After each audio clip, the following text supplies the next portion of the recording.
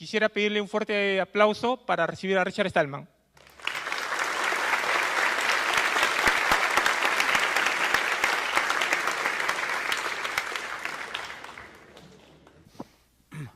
Primero, dos peticiones. Si sacas fotos de mí, no las pongas en Facebook. Facebook es un motor de vigilancia. Vigila a sus usuarios y también hace todo lo posible para vigilar a sus no usuarios. Y si pones la foto de alguien en Facebook, le ofreces otra oportunidad más para vigilarlo. Entonces, se puede disputar si poner fotos de tus amigos es trato amigable de tus amigos. Pero esto no me afecta a mí directamente. Pero poner fotos de mí sí me afecta. Por favor, ninguna foto de mí en Facebook. Otra petición, si grabas la conferencia y quieres distribuir copias, por favor, únicamente en los formatos favorables al software libre. Es decir, los formatos OGG y WebM. No en MP nada. No en Flash. Y no en Real Player, ni Windows Media Player, ni QuickTime. Y también, por favor, pon la licencia Creative Commons no derivados, porque es una presentación de mis ideas, mis opiniones, etc.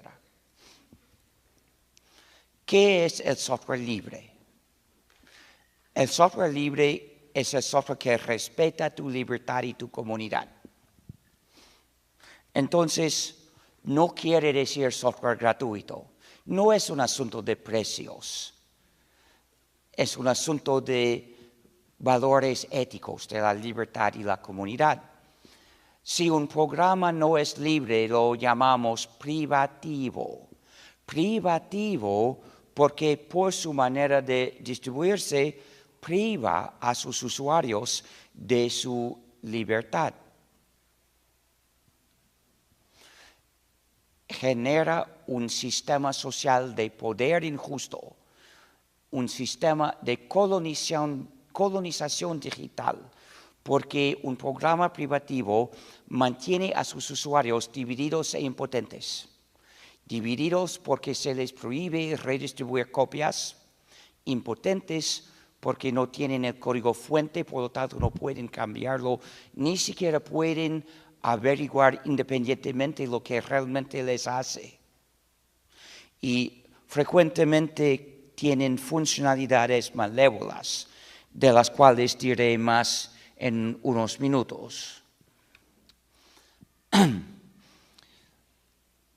Pero lo que he dicho es muy general, que respeta tu libertad y tu comunidad. ¿Qué quiere decir esto?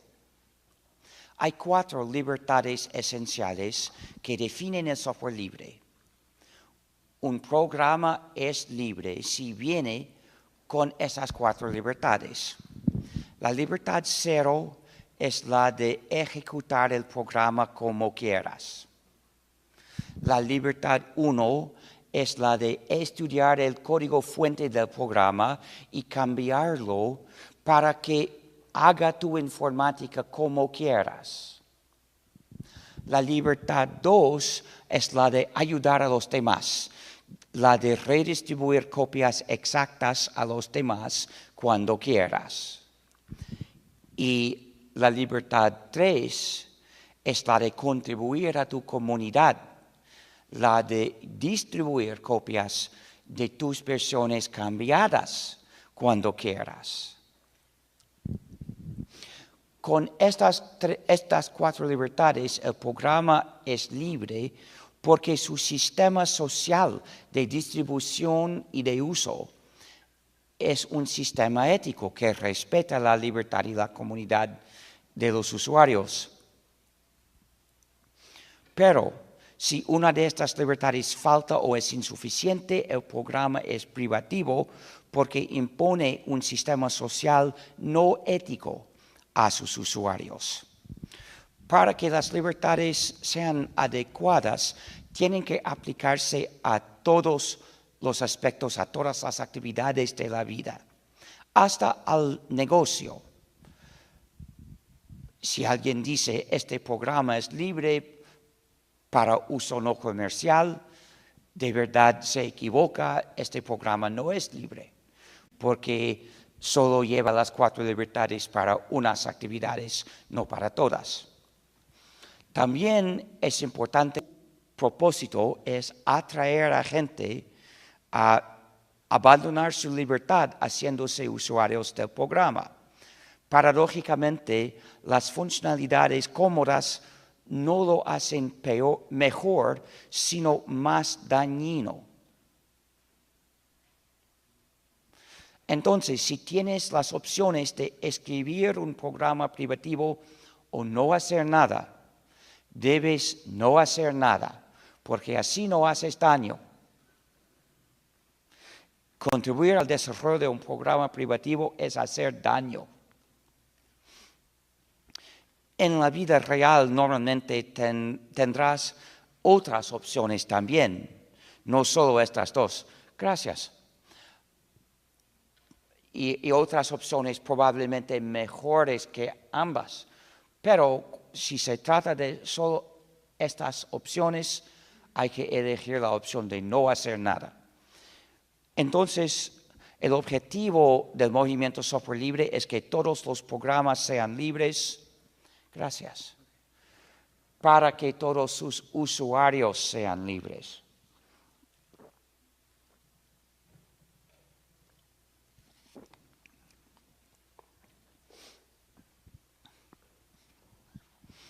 Pero, ¿por qué son estas 4 libertades las esenciales? ¿Por qué definir el software libre así?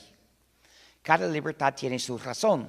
La libertad 2, la de ayudar a los demás, de redistribuir copias exactas cuando quieras, es esencial por motivos fundamentales éticos, para poder vivir una vida ética de buen miembro de tu comunidad.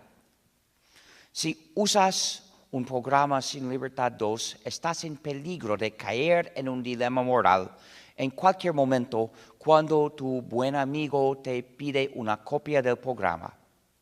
En ese momento tendrás que elegir entre 2 males. Un mal es darle una copia y romper la licencia del programa. Otro mal es negarle una copia y cumplir con la licencia del programa. Estando en el dilema, deberías elegir el menor mal, que es darle una copia y romper la licencia del programa. ¿Por qué es este mal el menor? Porque si tienes que hacer mal a uno u otro, es menos mal hacerlo a alguien que lo merece porque ha actuado mal. Podemos suponer que tu buen amigo es un buen miembro de tu comunidad y normalmente merece tu cooperación. Este es el caso usual. Hay excepciones, pero podemos decidir según el caso usual. Pero el desarrollador del programa privativo habrá atacado deliberadamente la solidaridad social de tu comunidad. Es actuar muy mal. Entonces, si no puedes evitar de hacer mal a tu buen amigo o al desarrollador, hazlo al desarrollador. Pero ser el menor mal no implica que sea bueno. Nunca es bueno hacer un acuerdo y romperlo, ni siquiera en casos como este, en los cuales el acuerdo es malo por naturaleza y cumplir con él es peor que romperlo. Todavía romperlo no llega a ser bueno. Y si le das una copia, ¿qué tendrá? Tendrá una copia no autorizada de un programa privativo. Algo bastante mala, casi tan mala como una copia autorizada del mismo programa. Entonces, al comprender bien este dilema, ¿qué realmente debes hacer? Debes evitar el dilema, no caer en el dilema. ¿Pero cómo? Conozco dos maneras. Una es no tener amigos.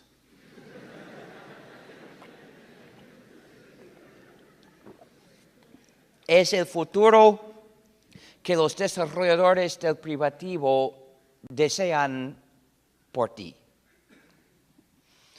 En vez de amigos, podrías tener amigos de Facebook.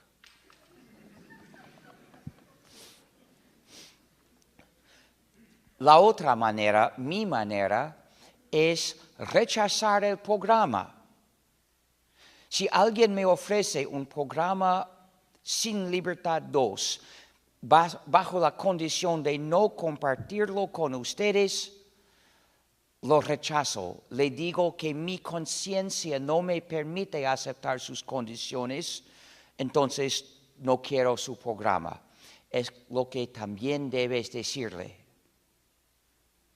Debes rechazar los programas sin libertad 2, sin la libertad de redistribuir copias exactas cuando quieras. Pero también tenemos que rechazar los términos de propaganda que los desarrolladores del privativo emplean para satanizar la práctica de compartir. Términos como pirata. Cuando llaman piratas a los que comparten, ¿qué están diciendo? Están diciendo que ayudar a los demás sea el equivalente moral de atacar barcos, que en términos éticos es lo más falso posible, porque atacar barcos es muy malo, pero compartir es bueno. Entonces, que no los llamemos por una sola palabra. Entonces, cuando me preguntan qué opino de la piratería, digo, atacar barcos es muy malo. Y si me preguntan qué opino de la piratería del cine, digo, el primer Piratas del Caribe me gustó.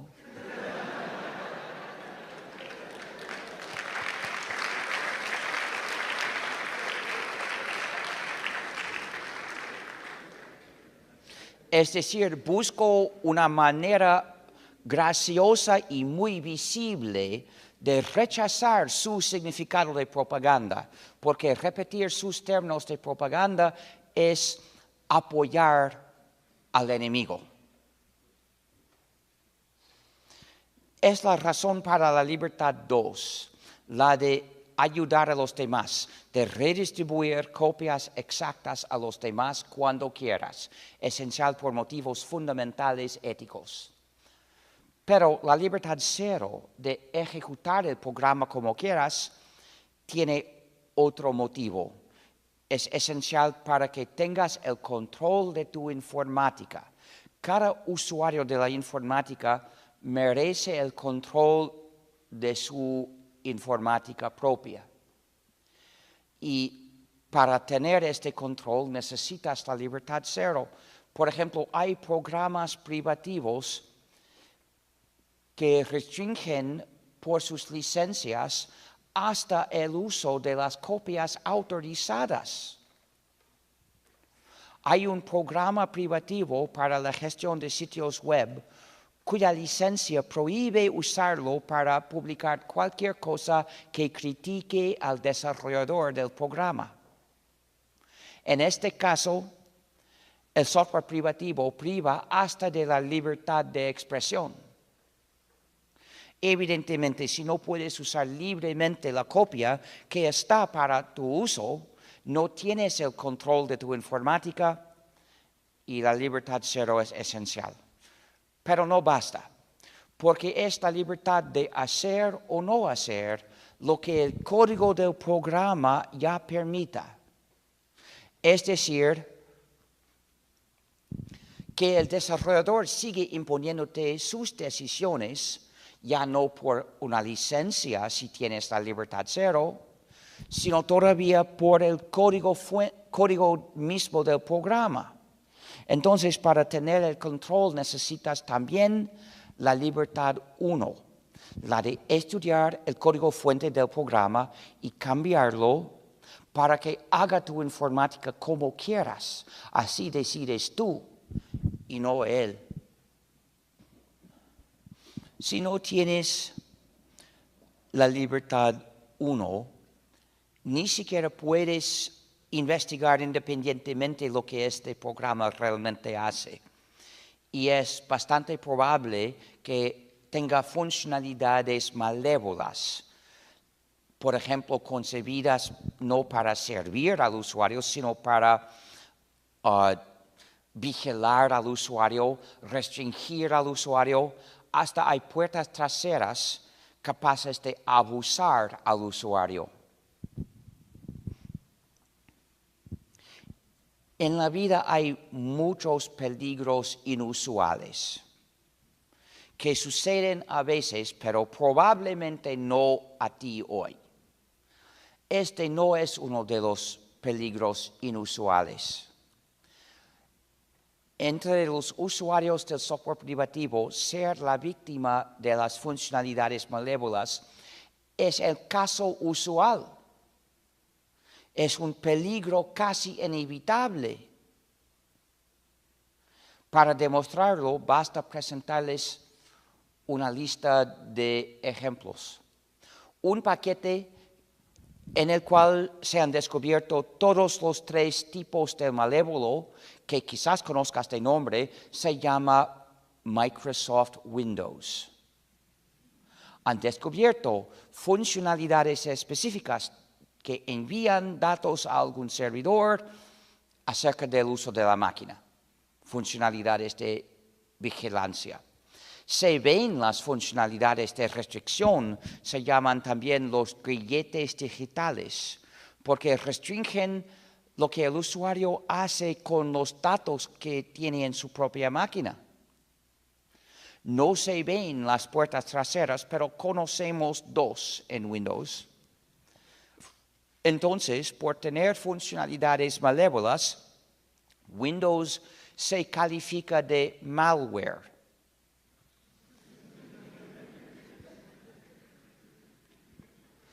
Ese término suele usarse para software diseñado para maltratar al usuario, pero se emplea en la práctica con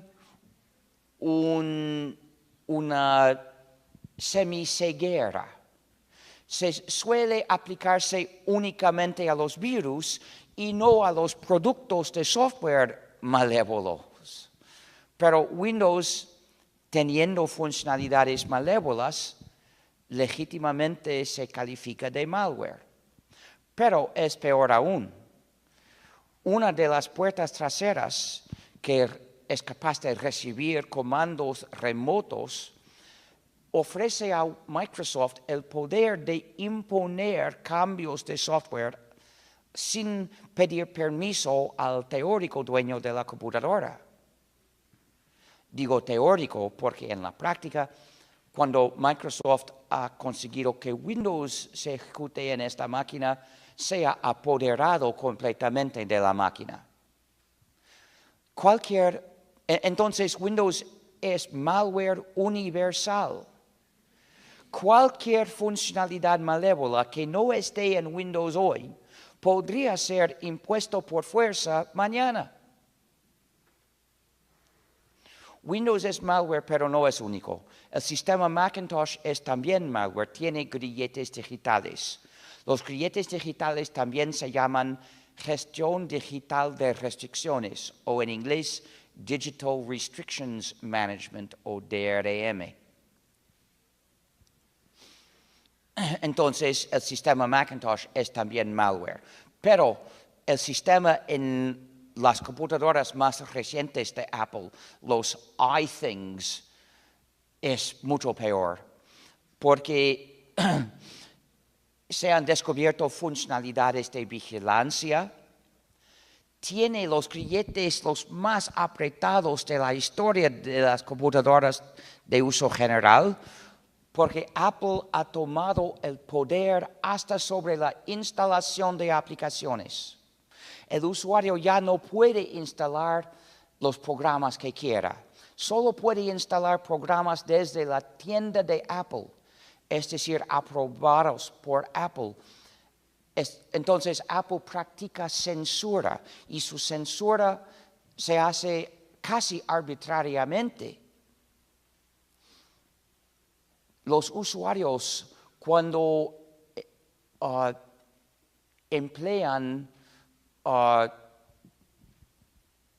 maneras de romper estos grilletes, lo llaman jailbreak, es decir, escapar de la cárcel.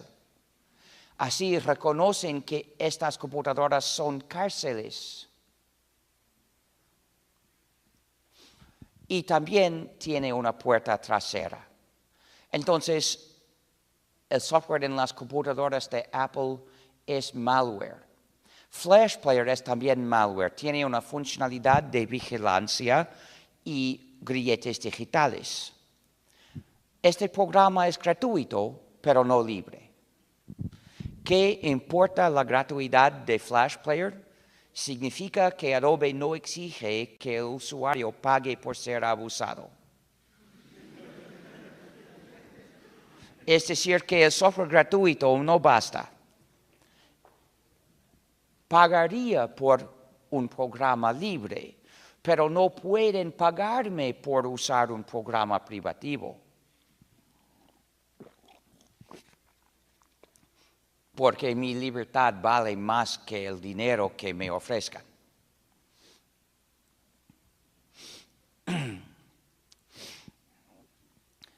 También el sistema de la PlayStation 3 es malware.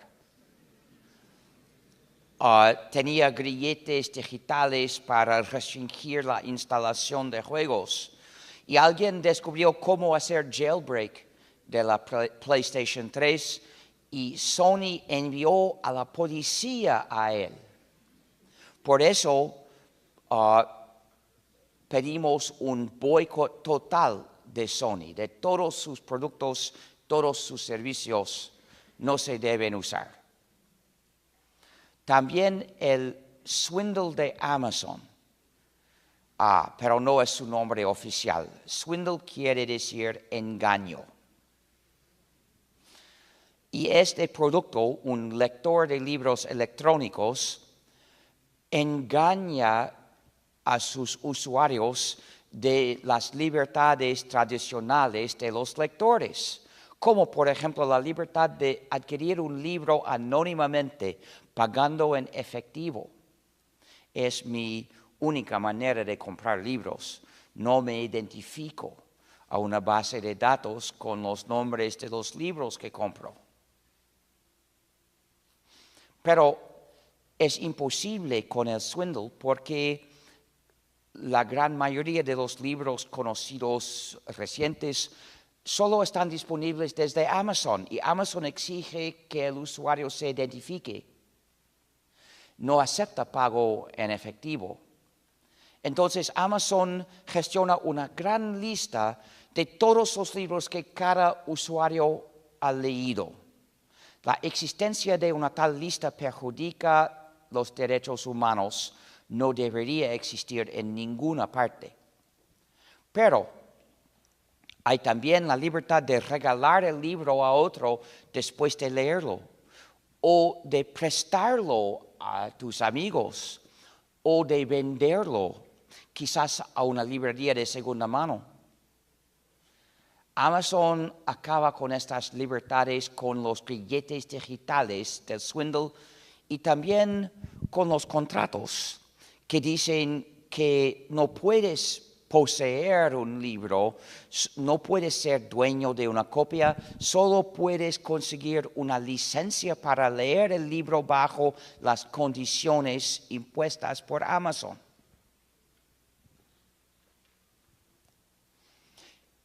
así desprecia la propiedad privada. También hay la libertad de guardar el libro cuanto tiempo quieras y por fin dejarlo a tus herederos, que Amazon elimina con una puerta trasera en el swindle.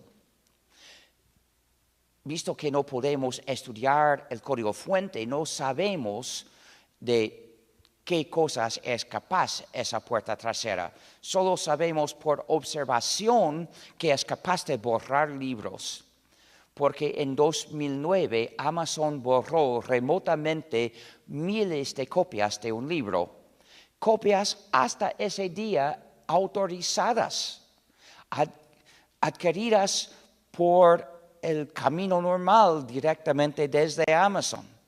Pero algún día Amazon decidió borrarlas. He conocido a alguien que dijo que el libro desapareció mientras estaba intentando leerlo. Un acto orwelliano. ¿Y cuál fue el libro? Si llevas un dispositivo portable de vigilancia y seguimiento, por favor, apágalo. Ya saben que estás aquí escuchándome. Y si quieren escuchar mi conferencia, parece que la están grabando y de todos modos todo el mundo está invitado a asistir. No tienen que hacerlo a través de tu teléfono móvil. ¿Y cuál fue el libro que borró? 1984 de George Orwell. Un libro que es muy importante porque presenta un estado tiránico cuyos crímenes comenzaron con borrar libros.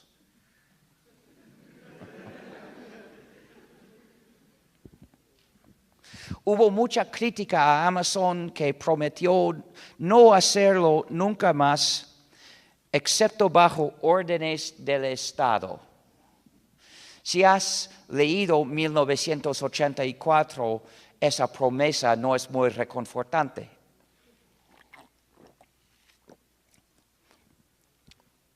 Pienso que todos deberían leer 1984, pero no en el swindle. Pero el nombre oficial del producto es Kindle. ¿Qué pasa? ¿Qué dice? Gracias. Muchas gracias. Pero hay que hablarme alto.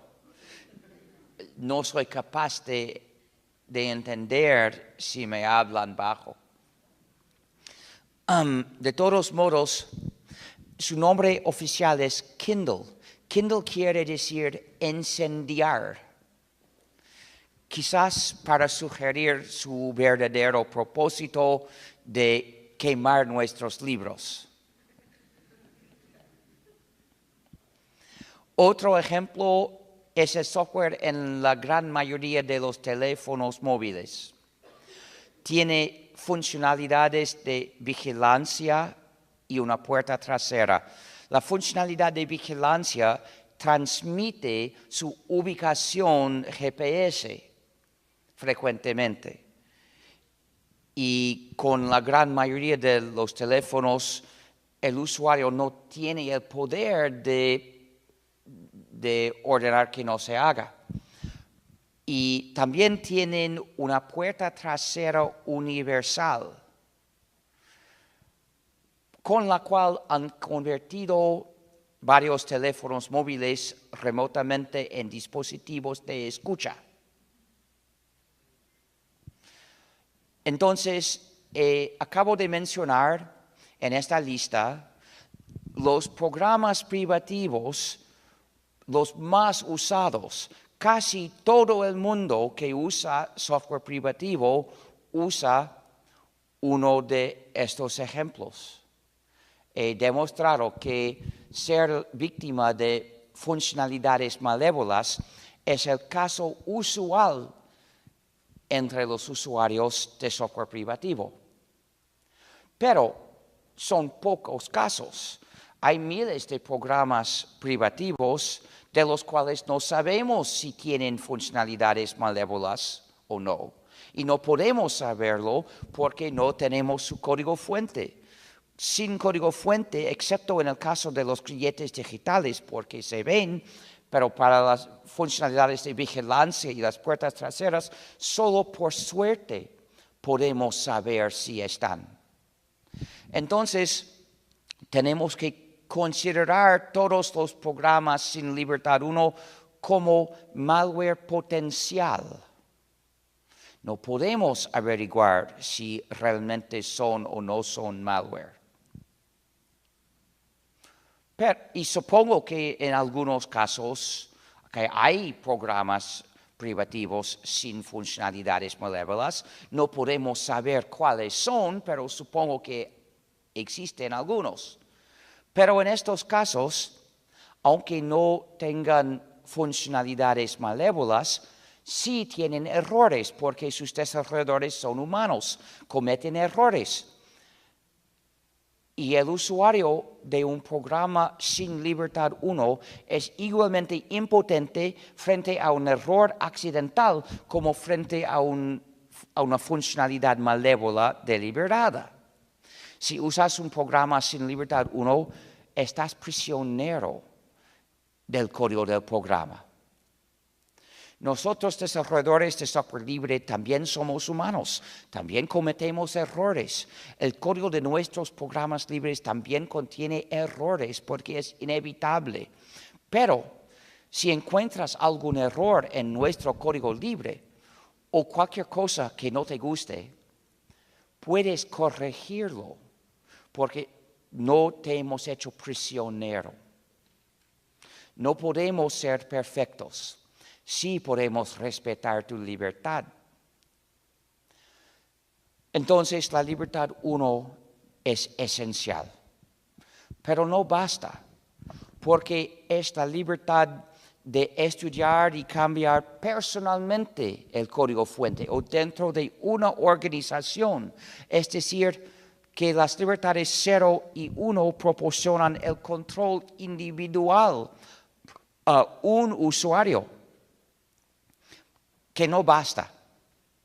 Primero, porque la gran mayoría de los usuarios no saben programar, no son capaces de ejercer la libertad 1, por lo menos no directamente. Pero tampoco para programadores basta el control individual, basta la libertad 1, porque aunque un programador sí podría estudiar cualquier programa y escribir cualquier cambio, no puede hacer todo. Está ocupado haciendo unos trabajos y no puede hacer todos los trabajos deseables en el mundo.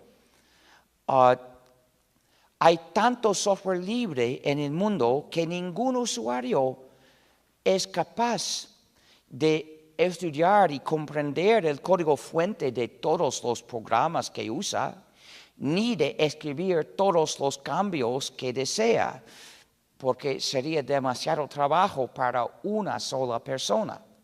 Entonces, para tener completamente el control de nuestra informática, tenemos que hacerlo juntos, colaborando.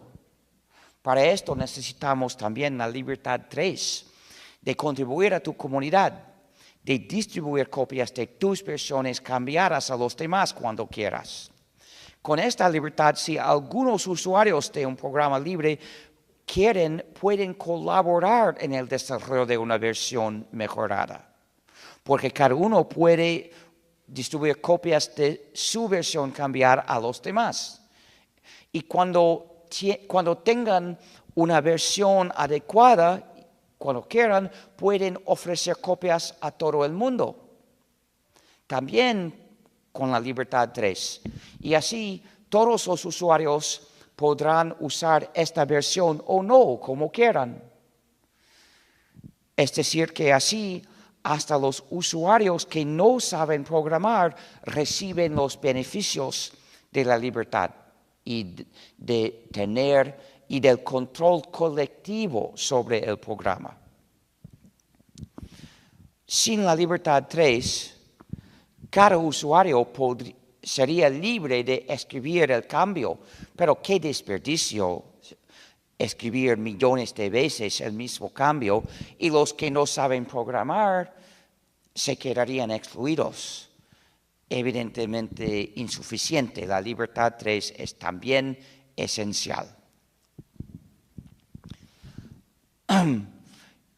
Y cuando digo el control colectivo, es decir, control colectivo a cualquier nivel, cualquier grupo de 2 personas o de 1 millón de personas puede ejercer el control colectivo. En un grupo de 1 millón de usuarios de una versión, quizás haya 20 programadores que se interesen del programa, pero quien quiera puede comenzar a participar o hacer otro grupo.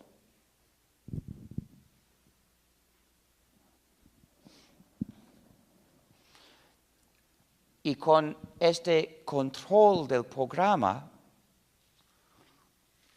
podemos evitar las funcionalidades malévolas. ¿Por qué son tan comunes en el software privativo? Porque el desarrollador reconoce el poder que ejerce a través del programa sobre sus usuarios. Entonces siente la tentación de aprovechar su poder introduciendo funcionalidades malévolas que los usuarios no podrían eliminar.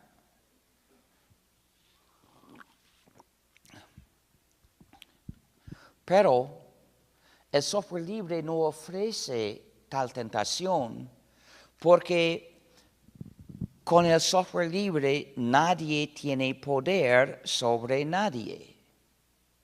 Y los contribuidores lo reconocen. No sienten tentación porque saben que no disponen de poder. Y es así que funcionalidades malévolas son casi cero en el software libre y muy común en el software privativo. Uno tienta al desarrollador y otro no.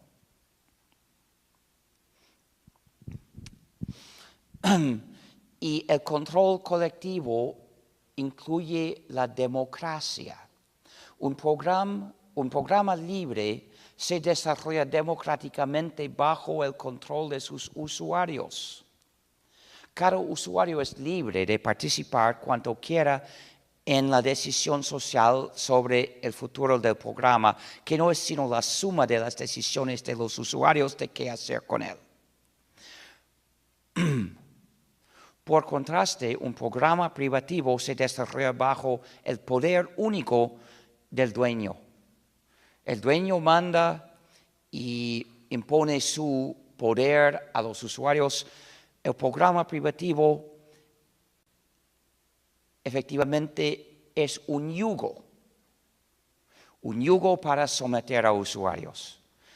Por fin, con el software hay solo 2 posibilidades. O los usuarios tienen el control del programa o el programa tiene el control de los usuarios. El primer caso es el software libre. Los usuarios tienen el control del programa, tienen el control individual y el control colectivo en cualquier grupo. Pero, y las 4 libertades son las esenciales porque hacen falta para que los usuarios tengan este control. Pero, en el otro caso, si los usuarios no llegan a tener cabalmente el control del programa, es el programa que tiene el control de los usuarios. Pero el dueño o desarrollador tiene el control del programa y a través del programa somete a sus usuarios. Entonces la sociedad tiene una elección. A un lado tenemos la libertad individual, la solidaridad social y la democracia. Al otro lado, la dictadura del dueño que somete a los usuarios. La sociedad tiene que rechazar el software privativo y elegir el software libre. Entonces, la meta grande del movimiento software libre es la liberación del ciberespacio y de todos sus habitantes. Te invitamos a escaparte del software privativo y venir a vivir con nosotros en el mundo libre que hemos construido.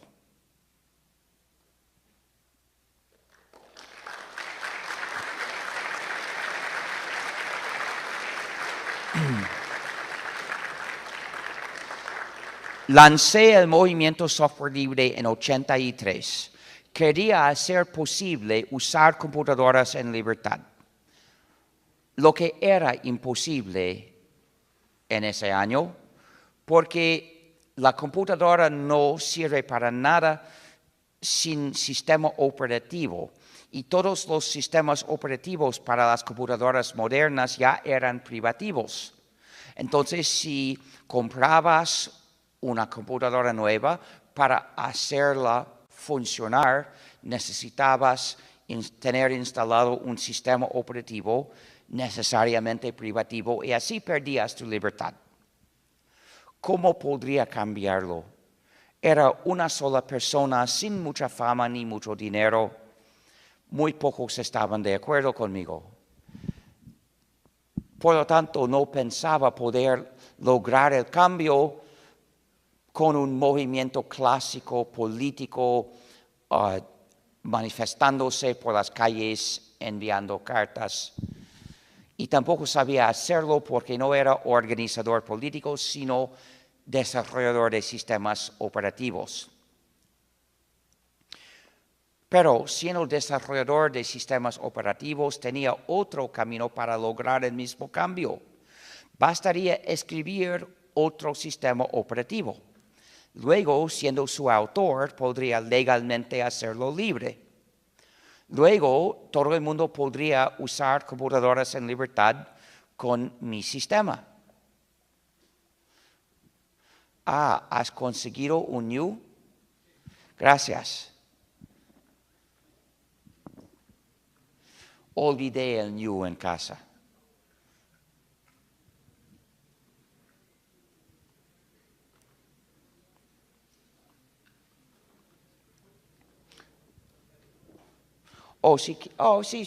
Sí puede ponerlo aquí, pero a veces no saben mantenerse de pie inmediatamente. Ah, muy capaz este.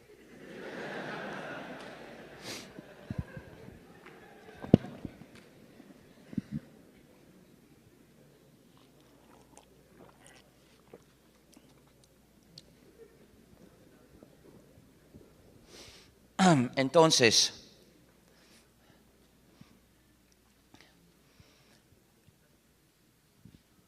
había descubierto una manera para salvar a gente de la injusticia del software privativo con un trabajo técnico de mi propio campo.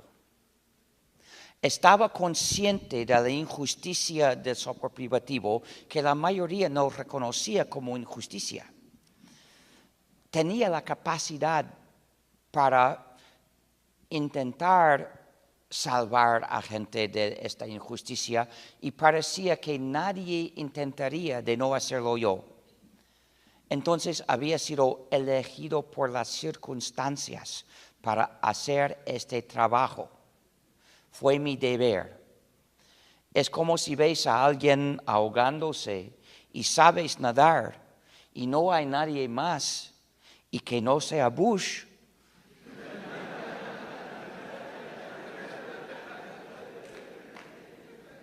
Tienes el deber moral de salvarlo. Pero quizás lo que acabo de decir sea demasiado fuerte.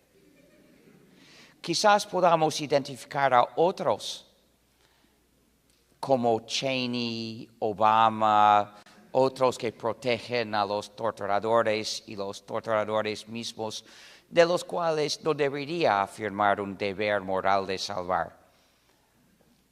Afortunadamente, no tengo que resolver estas cuestiones porque no sé nadar. Pero en el caso real en mi vida, el trabajo que hacer no fue nadar, sino escribir mucho software, y esto sí sabía hacer. Por lo tanto, decidí desarrollar un sistema operativo que sería totalmente de software libre.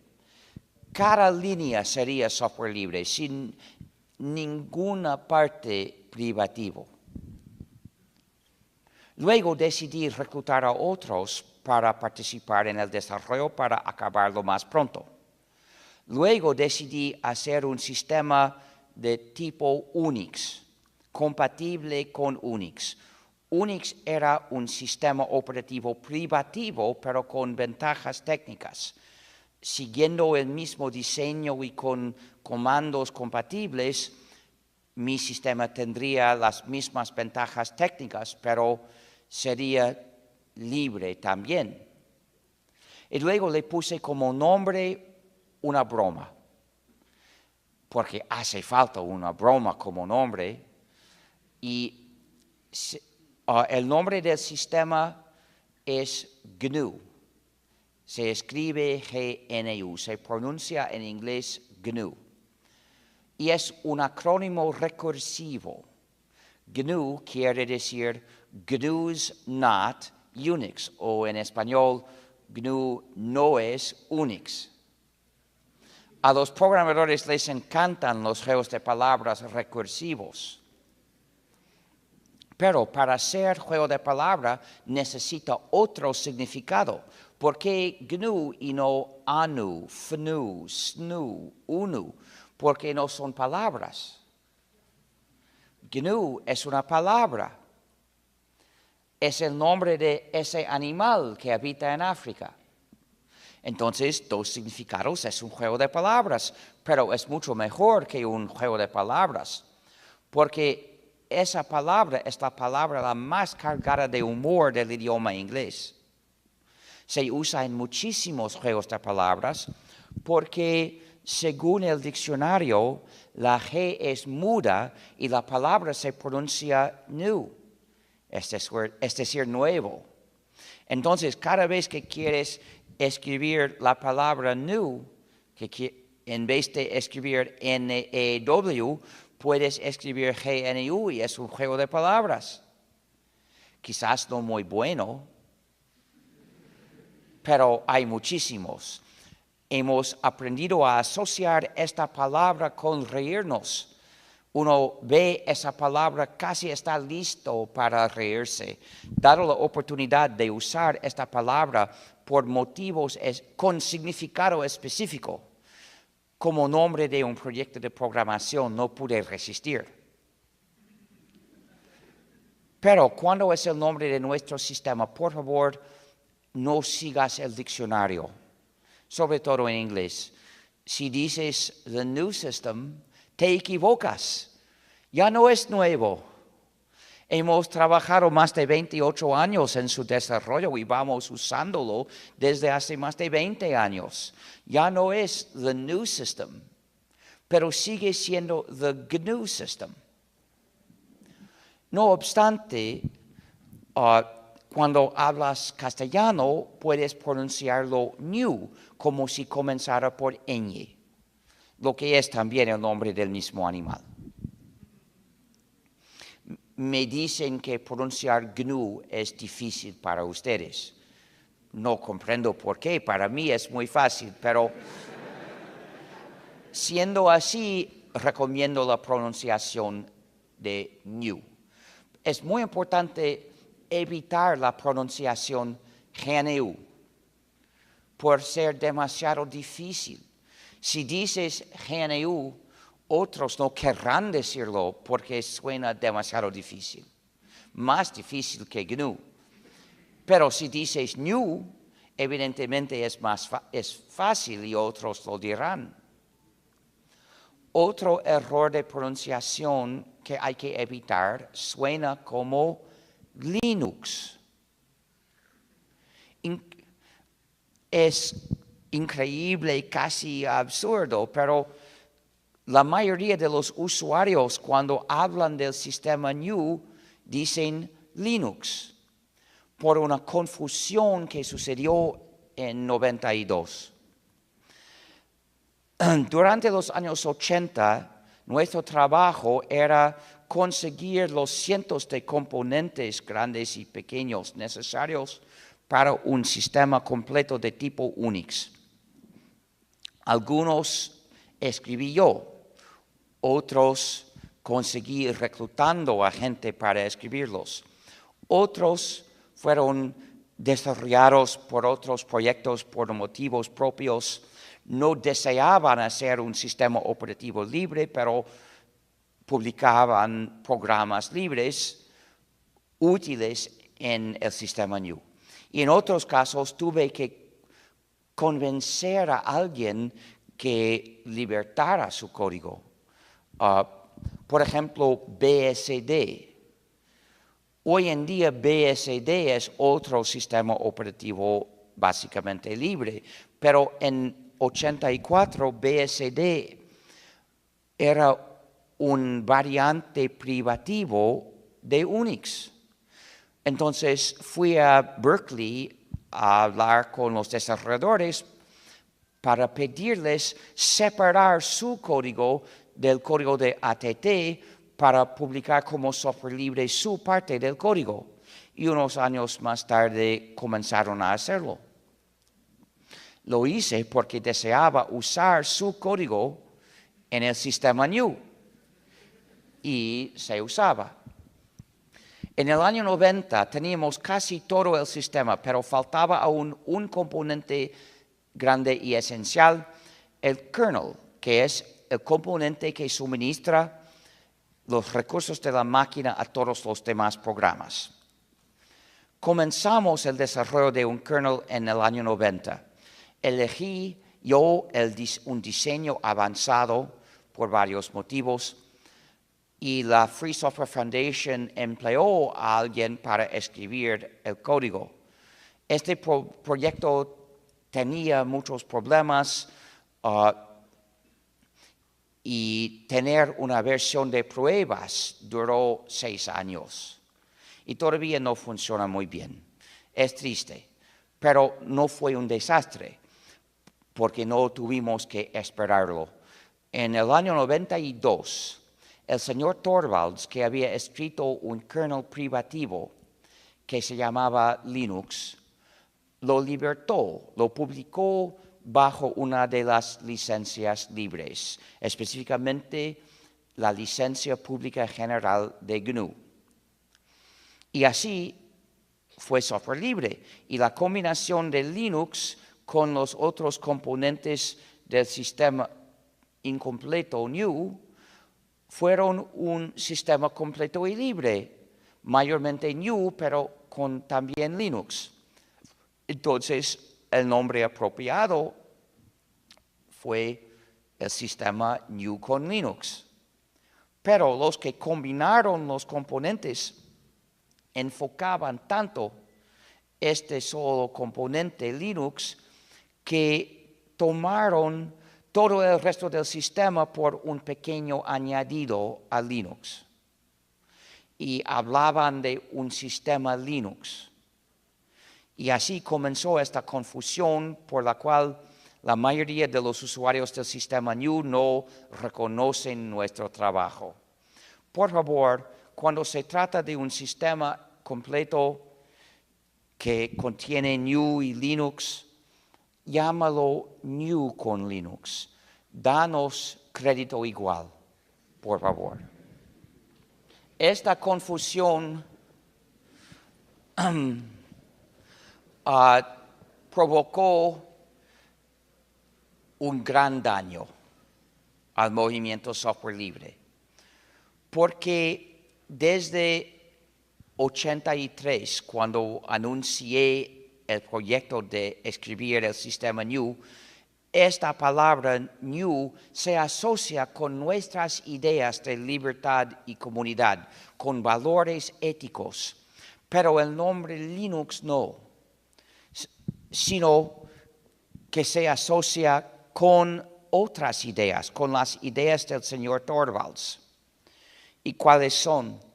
Nunca estuvo de acuerdo con el movimiento Software Libre. Contribuyó un programa importante a la comunidad de Software Libre, pero no por desear libertad para ustedes, sino por motivos propios.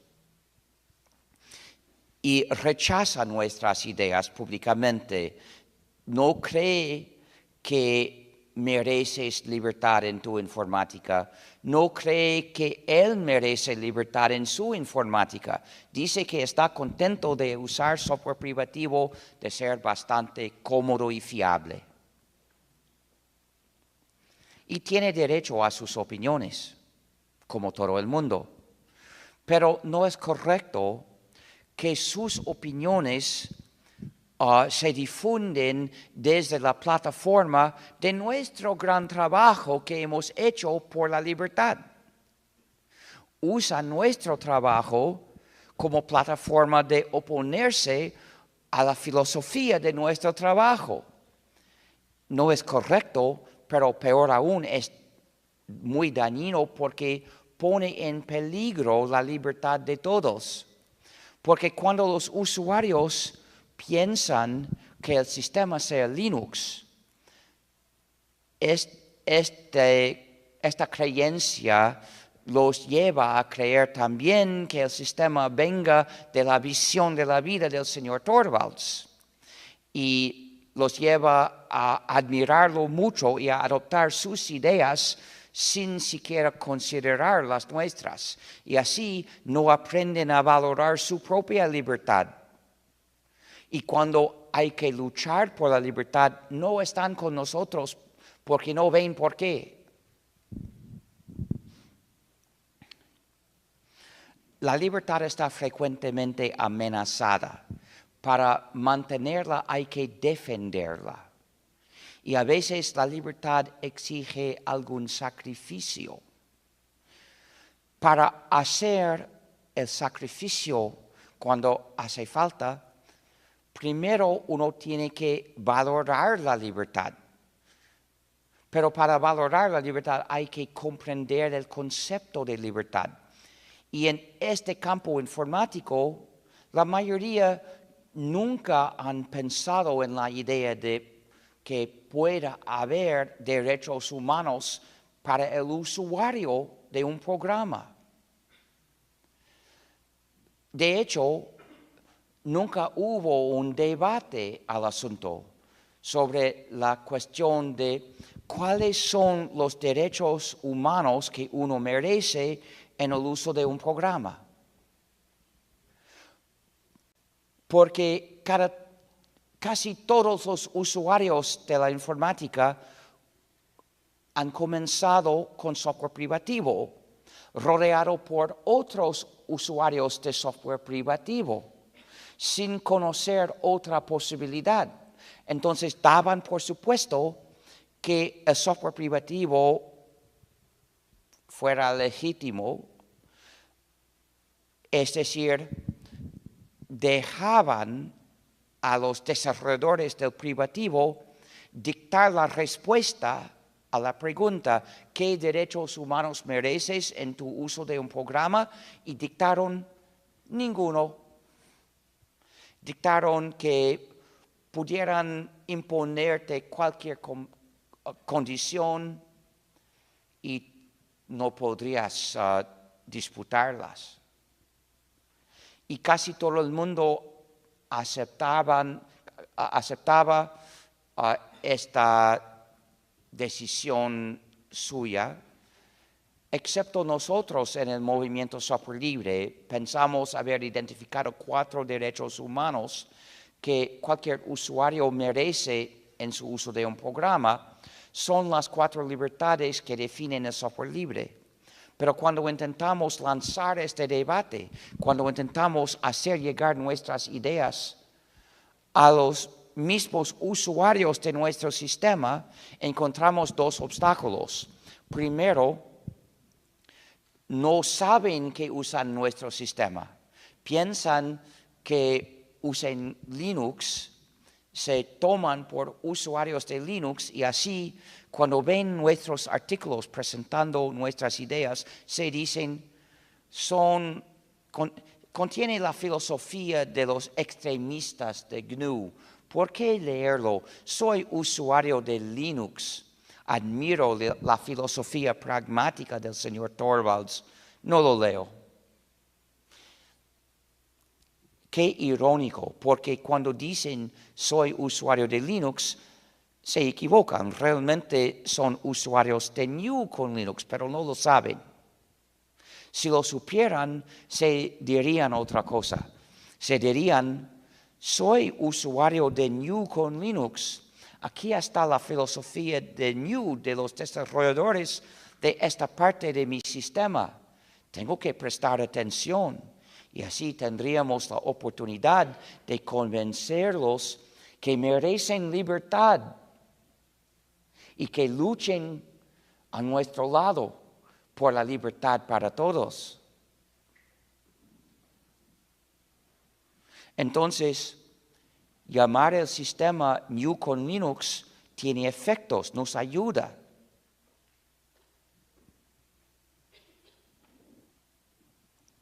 Pero hay otro obstáculo. Hoy en día, en el mundo, la mayoría del discurso acerca de nuestro software no dice software libre, esconde esa expresión y dice código abierto o su equivalente en inglés open source. ¿Por qué? Durante los años 90 había dos campos políticos en la comunidad de software libre. Había el campo del movimiento software libre que decía lo que he dicho hoy, es un asunto ético, el software privativo es injusto. Y había el otro campo que promovía el uso del software libre y su desarrollo, pero solo por motivos prácticos. Presentaba varias ventajas prácticas como motivos de usar y distribuir y usar software libre y también para hacer el software libre, pero sin presentarlo como un asunto de bien o mal. Y había un debate entre los campos por el cual los principiantes podían darse cuenta de la existencia del movimiento software libre. Pero en 98, el otro campo adoptó ese término nuevo, código abierto, para evitar completamente el asunto de libertad, para ni siquiera plantear un asunto ético, para esconderlo. Con su nuevo término, tenían la oportunidad de construir otro discurso alrededor del término y usaron sus ideas basadas en solo en valores prácticos, omitiendo el nivel ético del asunto. Eran la mayoría y tenían el apoyo de casi todas las empresas en el campo de software libre, entonces mayormente también de los políticos y de los medios grandes. Desde entonces tenemos que luchar para que los usuarios sepan de la existencia del movimiento. Pensaban poder hacernos olvidar, pero no lograron, porque hemos luchado, hemos hecho el esfuerzo necesario para difundir conocimiento de la idea de software libre, pero no podemos suponer que nuestros programas, que nuestro sistema lo haga por sí, ya cuesta un esfuerzo. Desde ese año, mi trabajo principal es difundir estas ideas, porque nuestro futuro depende sobre todo de nuestros valores. Para establecer una libertad durable no basta construir libertad y regalarla a todos. Así serían libres mañana, pero en 5 años todavía No necesariamente. La vida ofrece muchas oportunidades de perder la libertad. Entonces, si queremos que la gente sea libre y se quede libre, tenemos que educarla a valorar su libertad. No solo darle libertad, sino mostrarle por qué guardar su libertad.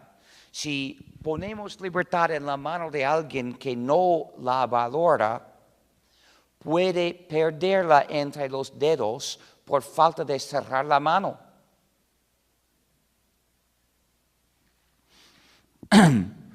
Doy 2 ejemplos. En 92, con la liberación del kernel Linux, teníamos el sistema GNU con Linux, un sistema de software libre, y era posible instalarlo en una PC nueva y usarla en libertad.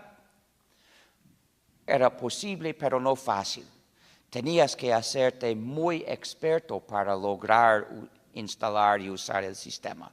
Entonces, algunos comenzaron a desarrollar distribuciones GNU con Linux para facilitar la instalación. Unos años más tarde había varias distribuciones en competencia. En una comunidad donde la mayoría no valoraría la libertad, ni siquiera conocía el concepto de libertad en el software. Entonces, los desarrolladores de una distribución tenían la idea de ganar sobre su competencia introduciendo programas privativos en la distribución, programas para hacer cosas que ningún programa libre sabía hacer a esa época, para presentarlos como ventajas de su distribución. Lo hacían y ganaban más éxito, porque los usuarios tampoco mayormente valorarían la libertad. Entonces, los desarrolladores de otras distribuciones lo veían y se decían, están ganando. Tenemos que introducir también programas privativos para hacer las mismas cosas, para eliminar su ventaja. Y a través de unos años más lo hacían. Hace 10 años, cuando me preguntaban, por ejemplo, después de mis conferencias, ¿dónde puedo conseguir una copia de este sistema? Tenía que contestarles, no conozco ningún lugar que pueda sugerir, porque hay decenas de distribuciones, pero ni una sola sin software privativo. Todas las versiones de GNU con Linux habían tomado software privativo, habíamos llegado a la meta y retrocedido por falta de valorar la libertad bastante para agarrarla. Sí, algunos valorábamos la libertad, pero no bastantes para liderar con nosotros la comunidad. Y así perdíamos, excepto algunos, la libertad ya adquista. Estoy contento de decir que hoy en día sí hay distribuciones GNU con Linux totalmente de software libre. Hay, por ejemplo, Ututo, y hay Blag, hay GNUsense, hay Triskel, hay Parabola, y unos más. La lista está en gnu.org/distros. Si quieres saber dónde encontrar un sistema operativo totalmente libre, gnu.org/distros. Pero, como ya habrás visto, no son las distros muy usados, muy comunes, muy conocidas, porque estas siguen conteniendo y sugiriendo programas no libres. Hay el ejemplo de Ubuntu, una distribución muy usada que contiene programas privativos y ofrece otros. ¿Y por qué es tan importante? Si reemplazas Windows por Ubuntu es un gran avance. Vienes mucho más cerca de la libertad. No llegas a la libertad, pero estás mucho más cerca. El problema, sí es un problema que muchos instalan Ubuntu y piensan he llegado cuando no han llegado.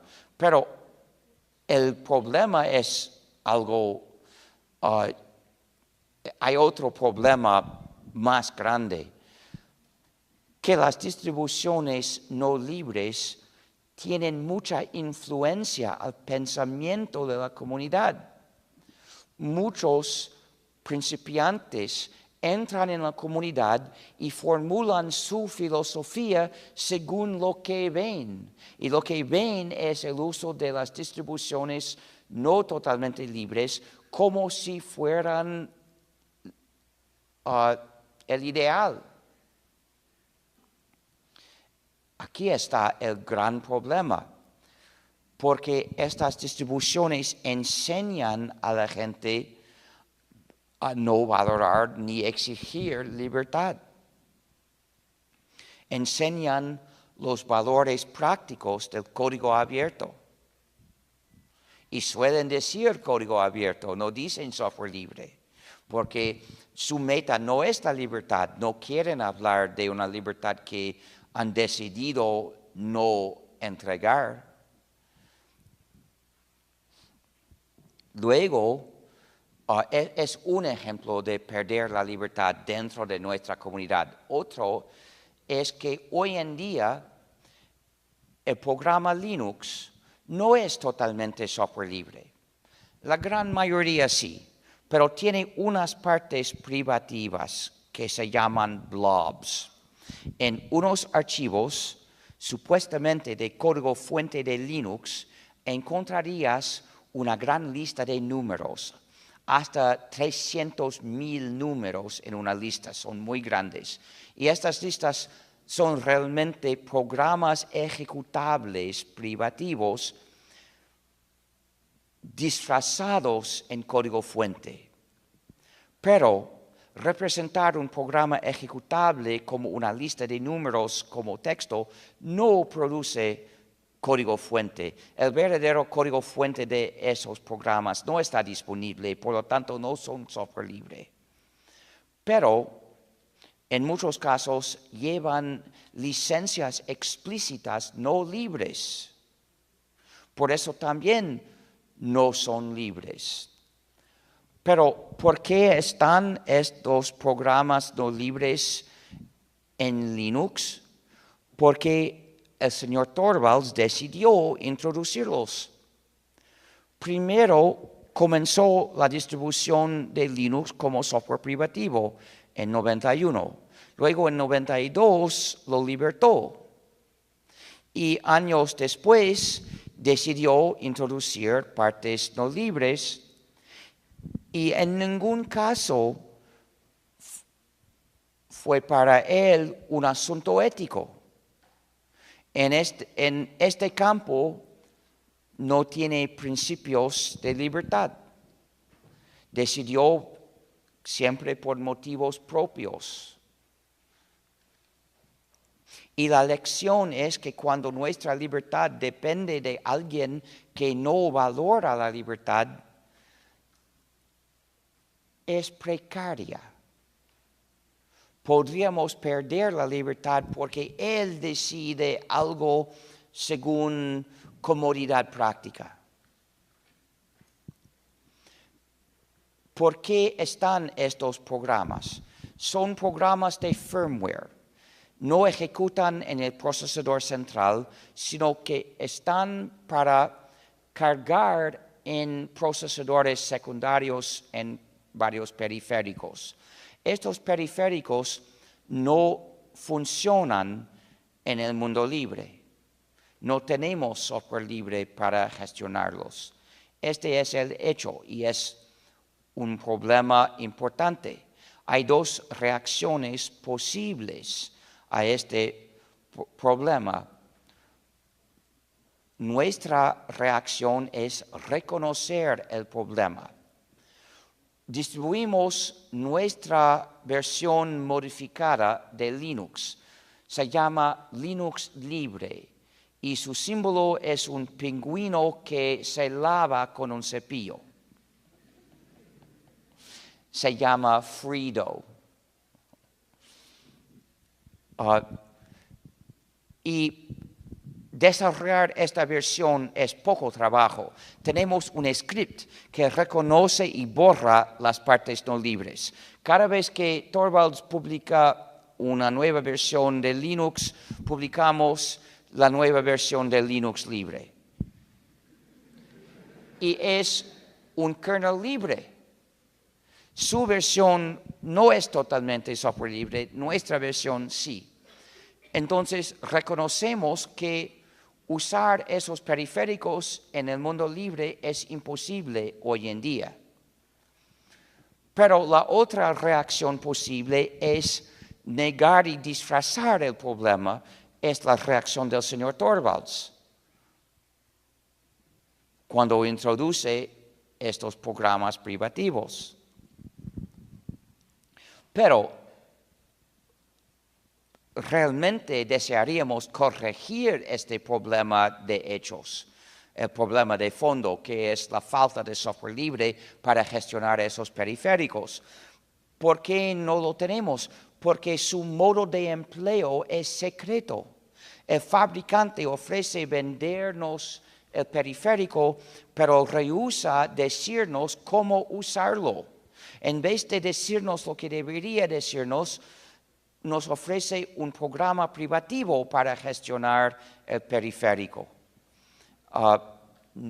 Evidentemente es conducto malo que podríamos hacer o convencer al fabricante que coopere con el software libre o por ingeniería inversa descubrir el modo de empleo para luego escribir un programa libre.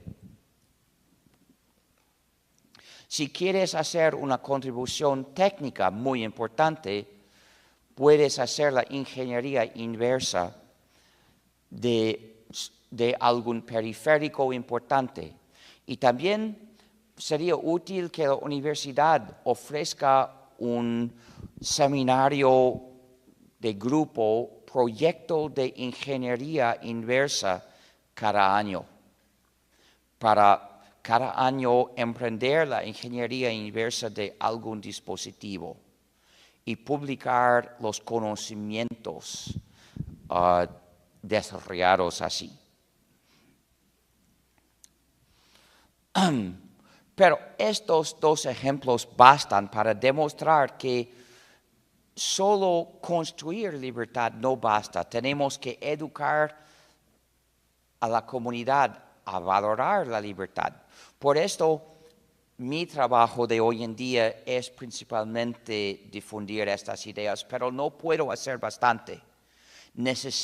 Hace falta más conferencistas. Y el grupo San Marcos ha desarrollado estudiantes conferencistas. Y así puedes contribuir mucho al movimiento. Porque los buenos conferencistas son más escasos que los buenos programadores. Entonces, siendo una persona, lo que puedes contribuir como buen conferencista es más.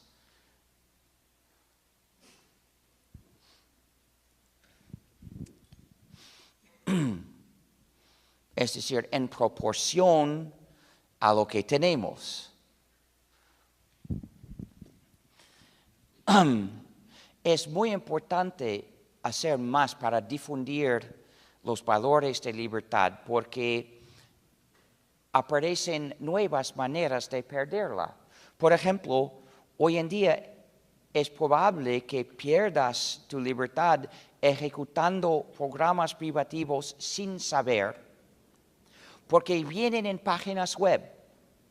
Muchas páginas web tienen programas privativos en JavaScript que se instalan silenciosamente en el navegador sin mostrar indicación alguna de que estés ejecutando software privativo. ¿Qué hacer? Hasta hace 5 meses, el único remedio era desactivar JavaScript. Pero ya tenemos el programa LibreJS, un añadido para Firefox que detecta código JavaScript ni trivial ni libre y lo bloquea. Analiza todo el código JavaScript que intenta instalarse en el navegador y si detecta algo ni trivial ni libre lo bloquea y lo dice. El usuario tiene la opción de aprobar su ejecución, pero normalmente no se debe. Pero también tiene una funcionalidad de quejarse. Busca en el sitio cómo quejarse a la gestión del sitio. Y así facilita enviar la queja, porque no tienes que buscar en las páginas dónde y cómo, el programa lo hace por ti. Solo tienes que decir, sí, quiero quejarme. Y luego escribir el texto de la queja, porque no queremos enviar quejas automáticas. Quiero enviar cada texto escrito por alguien. Pero es muy importante quejarte y quejarte mucho, idealmente 10 veces por día. Con este programa no es tanto tiempo, puedes quejarte 10 veces por día. Entonces, por favor, apoya esta campaña. Si reciben bastantes quejas, cambiarán. Pero hoy en día es posible perder el control de tu informática sin ejecutar programas privativos en tu máquina. Es si haces tu informática propia en la máquina de otro. Esta práctica se llama software como servicio o software como servicio.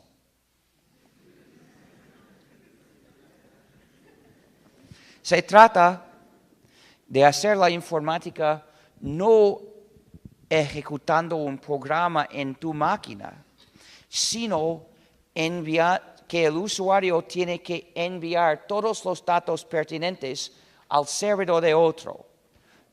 Y su informática propia se hace en el servidor de otro. Los programas que lo hacen, el usuario no puede ni tocar ni ver. Entonces no tiene el control de cómo lo hacen. Y luego el servidor le envía los resultados o actúa directamente por él. Si haces tu informática así, pierdes el control. Es como si usara un programa privativo. El mismo daño, pero producido por otro camino. Pero es peor aún. Como he explicado, unos programas privativos tienen funcionalidades de vigilancia que transmiten datos acerca del uso de la máquina a algún servidor. Pero con software como servicio, el usuario tiene que enviar todos los datos pertinentes al servidor y resulta igual, un servidor queda con sus datos. ¿Y quién sabría qué hará el servidor con estos datos después? Pero hay otro problema. Como he explicado, algunos programas privativos, por ejemplo, Windows y Google Chrome, que es un navegador privativo, y el software de los teléfonos móviles, tienen puertas traseras universales para la instalación remota de cambios de software. Alguien por esa puerta trasera tiene el poder de imponer al usuario un cambio en cómo se hace su informática sin pedir su permiso. Pero con software como servicio, el operador del servidor puede en cualquier momento instalar programas cambiados o nuevos programas y así cambiar cómo se hace la informática del usuario sin pedir su permiso. El servidor de su computadora debe tener el derecho de instalar otros programas en su computadora, pero la consecuencia para el usuario del servicio es que se somete a cambios sin pedir su permiso. Entonces, el software como servicio es el equivalente, según sus resultados, de usar un programa privativo con funcionalidades de vigilancia y una puerta trasera universal. El único remedio es no usarlo. Es como el software privativo. El único remedio es no usarlo.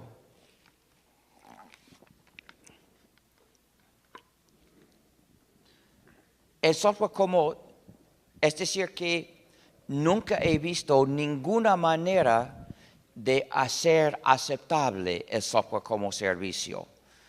Sería muy deseable encontrar una, pero parece que no hay. Parece imposible fundamentalmente. Afortunadamente, el software como servicio no es muy común. Si consideramos todos los sitios web del mundo, casi todos principalmente presentan información. Si miras esta información, no es hacer tu informática propia, entonces este problema no se plantea en estos casos. Pero si consideramos la minoría de sitios que hacen servicios no triviales, mayormente son servicios de comunicación o publicación, es decir, no hacer tu informática propia. Entonces, el asunto de software como servicio tampoco se plantea en estos casos. Pero hay unos casos que hacen como un servicio, que ofrecen hacer como un servicio tu informática propia. Informática que podrías hacer ejecutando el programa apropiado en tu máquina. Este caso es el software como servicio que hay que evitar. Por ejemplo, los servicios de traducción. En este caso, el usuario envía un texto, el servidor lo traduce a otro idioma y le envía el resultado. Esto es software como servicio. No es el único ejemplo. Hay que considerar en unos casos, ¿es mayormente comunicación o es mayormente mi informática para decidir qué decir a los demás? De todos modos, es un asunto muy poco reconocido. Por eso tenemos estas chapas que dicen, "Don't sass me". Es un juego de palabras en inglés. En software como servicio, en inglés es Software as a Service o SaaS. Pero SaaS también quiere decir contestar con resistencia. Se dice de un niño normalmente. Cuando el niño no obedece a sus padres y cuando contesta con desafío, se dice SaaS. De todos modos, pienso que tengo que explicar este juego de palabras porque no se comprendería aquí. Un punto más, el software libre y la educación. Las escuelas, todas las escuelas de todos los niveles, desde el jardín de niños a la universidad, tienen que enseñar únicamente software libre. Y todas las actividades educativas tienen que enseñar únicamente software libre. Y no solo para hacer economías. Es un beneficio secundario deseable. Pero lo que está en juego es mucho más que hacer más o menos eficientemente la educación. Es hacer la buena educación y no la mala educación. Porque enseñar software privativo es la mala educación. ¿Por qué ofrecen varios desarrolladores del privativo copias gratuitas de sus programas no libres a las escuelas? Quieren aprovecharse de las escuelas como instrumentos para imponer a la sociedad entera dependencia a sus productos. Lo hacen así. Entregan copias gratuitas a las escuelas enseñan el uso de estos programas privativos a los alumnos que se vuelven dependientes. Luego se gradúan dependientes y después no reciben ofertas de copias gratuitas. Oh, no. Y algunos trabajan para empresas. Las empresas no reciben ofertas de copias gratuitas del producto. Oh, no.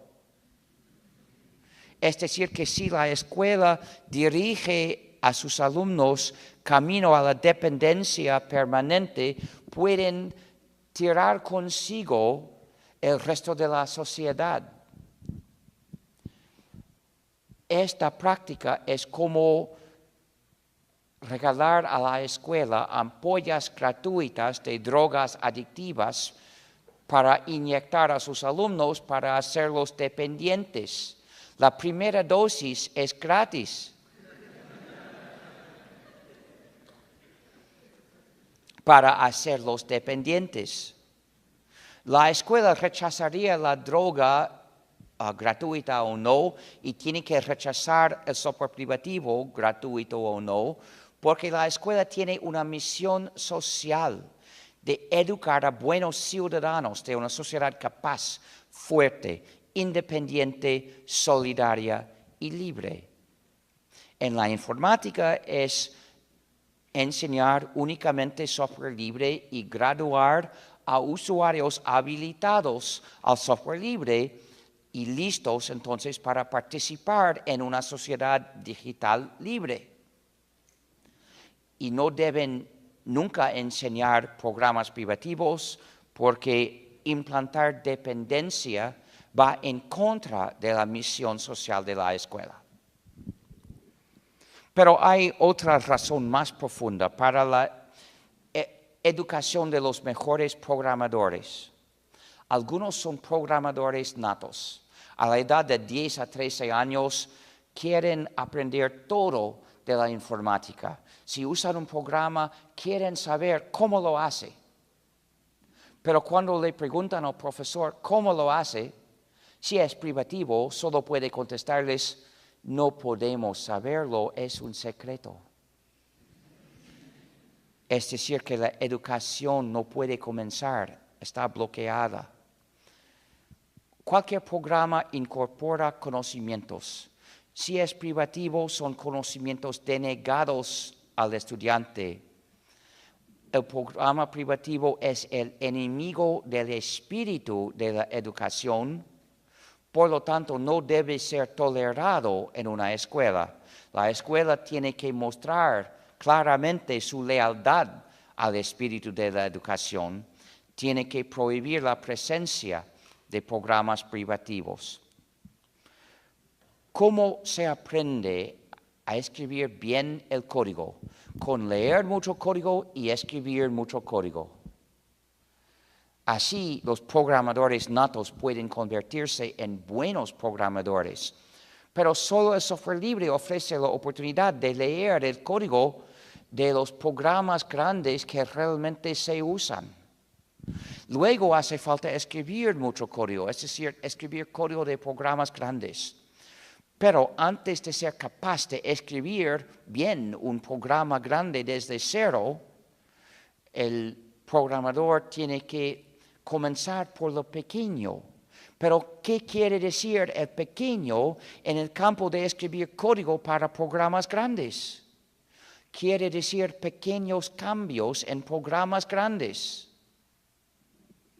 Solo el software libre ofrece la oportunidad de escribir pequeños y luego mayores cambios en los programas grandes que realmente se usan.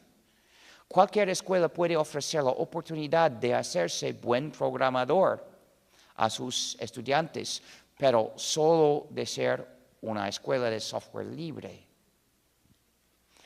Pero hay otra razón más profunda aún. Para la educación moral, la educación en la ciudadanía, la escuela tiene que enseñar más que hechos y capacidades. Tiene que enseñar el espíritu de buena voluntad, el hábito de ayudar a los demás. Por lo tanto, cada clase debe tener esta regla. Los estudiantes, si traes un programa a la clase, no puedes guardarlo para ti. Debes compartir copias con el resto de la clase. Incluso su código fuente por si acaso alguien quiera aprender, porque esta clase es un lugar para compartir los conocimientos. Entonces no se permite traer un programa privativo a la clase. Para dar el buen ejemplo, la escuela tiene que seguir su propia regla. Tiene que traer únicamente software libre a la clase y compartir copias con todos en la clase. Si tienes alguna relación con una escuela, si eres estudiante, profesor, empleado o padre, es tu deber militar por la migración de la escuela al software libre, incluso de esta universidad. Tiene el deber de migrar al software libre. Y para militar efectivamente hay que plantear el asunto en términos éticos ante más gente para buscar más aliados. A veces es útil proponer algo privadamente, como la primera etapa. Pero si no se acepta propuesta privadamente, hay que aumentar el movimiento públicamente. Y es muy importante estar listo para hacer a veces un sacrificio personal por tu libertad. Porque así mereces respeto moral. Por ejemplo, si en la primera sesión de una clase dices, profesor, ¿es posible hacer el material de esta clase sin usar software privativo? Y si contesta que no, dices, profesor, mi conciencia no me permite usar software privativo. Por favor, desarrollemos una manera para que haga este material solo con software libre, aunque me cueste más tiempo. Es muy importante, porque así el profesor ve que no buscas una excusa para evitar trabajo, sino que estás dispuesto a hacer más trabajo para hacerlo éticamente. Es difícil rehusar esa petición, pero si lo hace, tienes que decir, me despido, no puedo tomar esta clase este año. Veré el próximo año si hay otro profesor dispuesto a acomodar lo que mi conciencia me exige. Hace falta estar dispuesto a hacer un sacrificio. También es posible organizar con otros para pedirle al rector que pida al profesor acomodar de alguna manera el deseo de la libertad.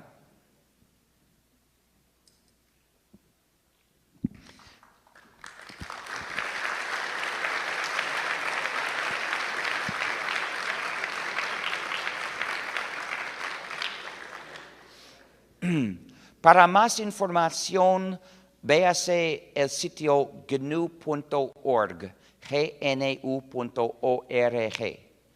Hay también fsf.org, el sitio de la Free Software Foundation, una organización que necesita tu apoyo y participación.